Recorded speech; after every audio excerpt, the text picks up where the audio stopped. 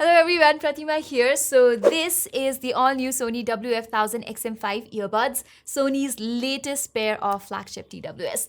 I have been using it alongside my AirPods Pro for more than a week now, and I think this can finally replace my AirPods. Now, for the price, the Sony XM5 is slightly more expensive at around $50 or some 3,000 rupees in India. But despite the price difference, I think this is easily the best sounding wireless earbuds at the moment. Okay, as usual, let me start the review with the design. Here, the XM5 definitely feels like Sony's most ear-friendly pair of premium wireless earbuds yet, because even though last year's XM4s were significantly more compact versus the monstrous XM3s from 2020, it is still a bit bulky compared to what most of its competitors have managed. This time, however, Sony has somehow figured out a way to shrink down the footprint of these earbuds by an incredible 25% while also making them 20% lighter. The XM5s still are not the most cozy earbuds I've used or anything, but it's right up there, just a couple of steps below the AirPods Pro. Not just the compact design, but these foam ear tips are also why the XM5s feel so dang comfortable in my ears.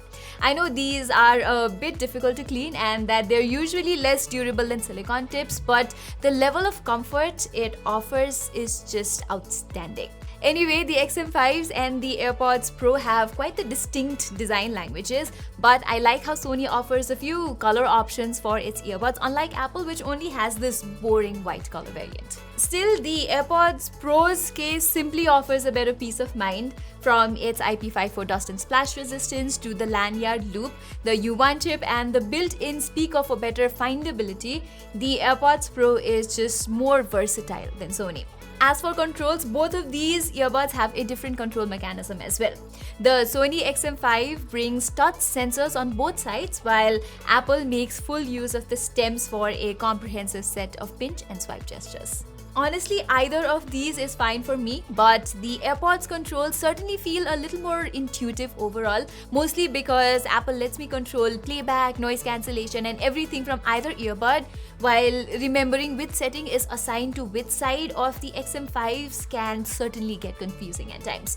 But the multi-point connectivity on the Sony XM5 has come in handy more often than I would think. The AirPods Pro does get you covered with the auto switching between Apple devices, but for those with non-Apple devices like me, it's a great thing to have. Okay, now moving to the actual audio, the Sony XM5 has the all-new 8.4mm dynamic driver that Sony says has been especially tuned for improved low frequencies, clearer vocals, and low distortion. And in my test, I found it to produce some of the cleanest, well-resolved audio I've heard from a pair of wireless earbuds. The soundstage feels wide and it manages to reproduce that perception of the physical location of instruments on a track really well. Besides the new driver unit, the upgraded V2 chip and Sony's DSEE Extreme technology that upscales compressed low-quality audio files are also pulling a lot of the heavy duty for delivering this level of detail, clarity, and instrument separation. When listening to Rolling Stone's Sympathy for the Devil, Mick Jagger's progressively grittier vocals during the fourth verse of the song is incredibly well resolved on the XM5s next to all the instruments playing around him, whereas the Apple AirPods Pro is not quite as open and detailed, mostly in terms of the brilliance from the percussive instruments like shakers and congas. Moving on, I also found the Sony XM5 to have a much richer bass-wise than expected.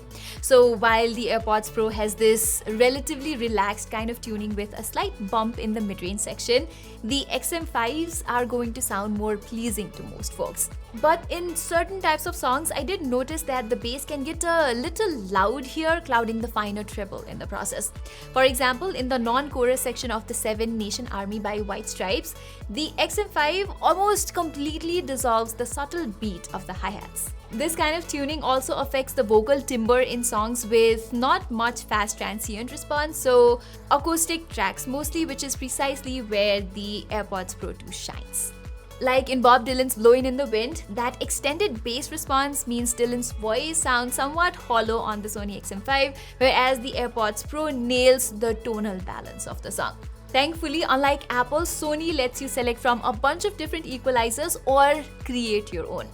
There's even a Find Your Equalizer feature that personalizes the EQ for your ears based on the song you listen to. And if you care about stuff like spatial audio and head tracking, the XM5s can do that as well, although it does not work with popular music and video streaming apps like Spotify, Apple Music, Netflix, and YouTube. And it's only available to those with a subscription to Tidal, Amazon Music Unlimited, and a few other platforms only. Just like audio, Sony has also upped its microphone game. The XM5 now has 3 mics in each earbud, while Sony is using some AI magic along with a bone conduction sensor to pick up your voice from the ambient noise better too.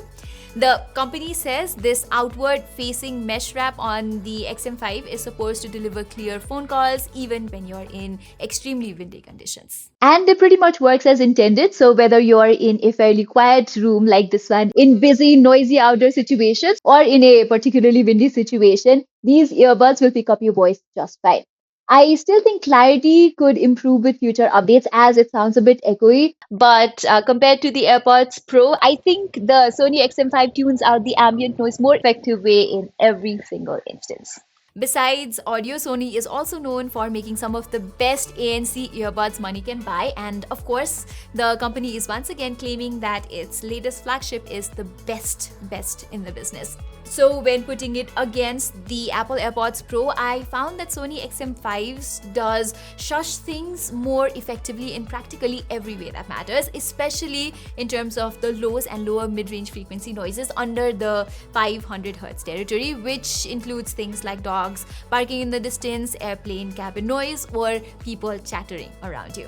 Even when it comes to loud and sharp noises like car horns, whistles, a crying baby, etc., I found that Sony manages to pull ahead slightly better, as the noise that eventually manages to sneak in feels somewhat exhausted versus how they sound a bit harsh on the AirPods. It's not that the AirPods Pro completely falls behind or anything, but I can see why Sony XM5s rank so highly.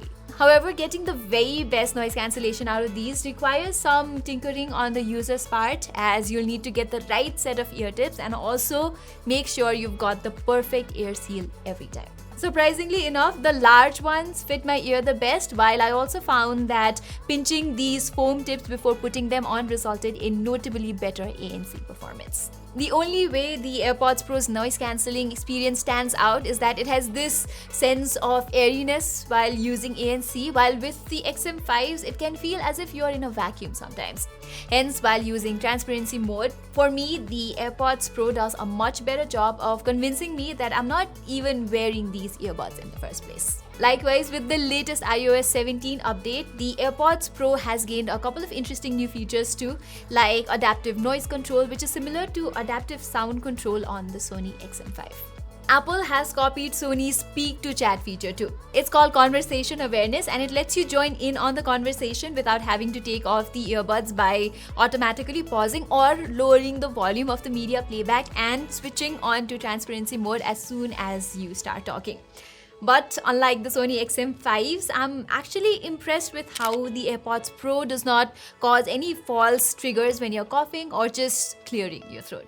I also think the companion app for the XM5s looks and feels like it's something from a decade ago, which Sony has got to improve fast. To compare, getting around with the AirPods settings is a lot easier on the iPhone.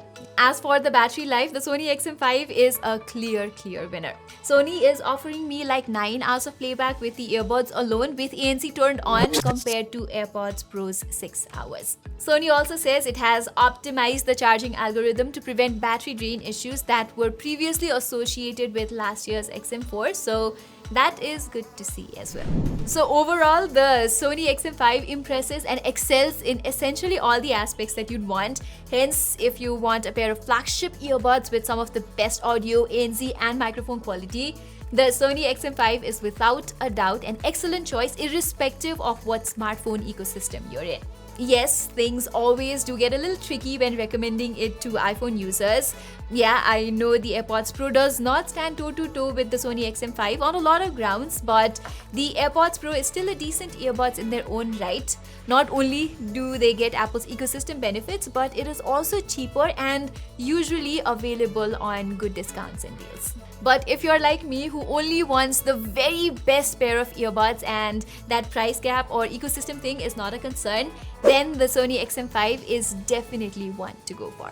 So everybody, that was all for my full review of the all-new Sony WF-1000XM5. Which one would you go for? Would you go for Sony or would you go for the Apple AirPods Pro 2? Do let me know in the comments below. Till then, I'm Pratima Adhikari and I will see you in my next video.